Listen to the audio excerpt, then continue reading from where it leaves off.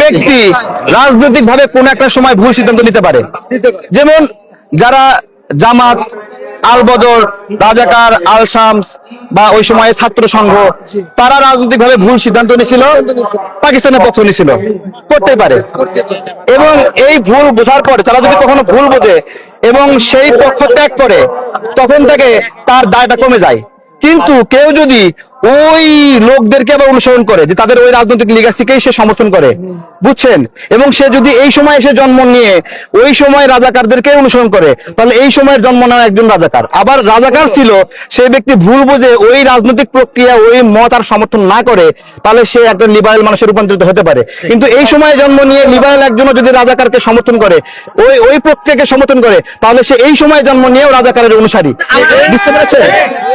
বুঝছেন? আরেকটা প্রশ্ন আছে। আর কি প্রশ্ন? খালেদা জিয়া আমাদের গণতান্ত্রিক মা। হ্যাঁ। আমার কাছে নিজামী সাহেব, সাইদি সাহেব এবং যারা 13 জন মারা গেছে, ফাঁসিতে মারা গেছে। সে বলছে দাঁড়ান, এই চুপ, একটু সাইড দেন। সে বলছে তারা কোনো রাজাকার ছিল না, তাদের মৃত্যু অপবাদ দিয়ে দাঁড়ান। শেখ হাসিনা তাদের ফাঁসি এই দিয়েছে। দাঁড়ান, তাহলে এটা কি বলছে? এই শুনেন, ভালো করে বলি। খালেদা জিয়ার আপনি প্রশ্ন করছেন না। এই আমাদের যখন যখন এই যে রাজাকারদেরকে বিচার চলছিল, এই বিচার প্রক্রিয়া নিয়ে প্রশ্ন ছিল কিনা? ছিল। এই প্রশ্নটা আজকে যত জোরে গলায় বলতেছেন, আপনি তত জোরে গলায় বলেননি। এটা আমরা বলছি, বলেন নাই। এত সোজা না, এটা আমরা বলছি, এত সোজা না। এরা করতে লোক আছে। থাক, এই দাঁড়ান, এই উনি গর্তেন না, উনি সাহসী পুরুষ, সমস্যা নাই। এই দাঁড়ান, আপনাদের এই হয়ে গেছিল। এই দাঁড়ান, উনি সাহসী পুরুষ, সমস্যা নাই।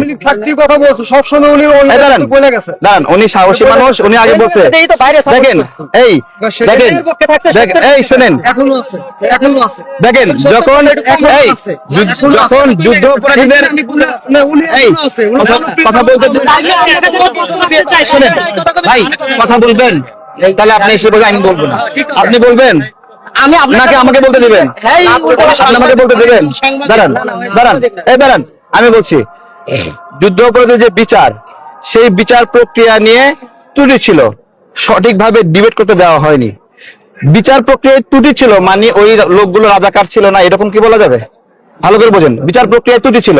ঠিক একইভাবে এইবারে যে এই যে 24-এর গণ অভ্যুত্থানের যে বিচার হচ্ছে, এই বিচার প্রক্রিয়াতেও ত্রুটি আছে। ঠিক আছে, একই ওইখানে ওই সময় যে স্টাইলে বিচার হচ্ছে, এখনো সেই স্টাইলে বিচার হচ্ছে। তার মানে কি আওয়ামী লীগ নিরপরাধ? বিচার প্রক্রিয়া ত্রুটি থাকলে কি আওয়ামী লীগ নিরপরাধ? আমার কথা বোঝেন কিন্তু।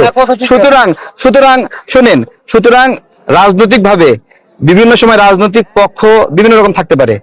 যে আওয়ামী লীগকে আপনারা এখন অপছন্দ করছেন না, সেই আওয়ামী লীগের সাথে আপনারা জোটবদ্ধ হয়েছিলেন, আবার সামনে আওয়ামী লীগের সাথে জোটবদ্ধ হবেন তারেক রহমানকে ফালাই দিতে।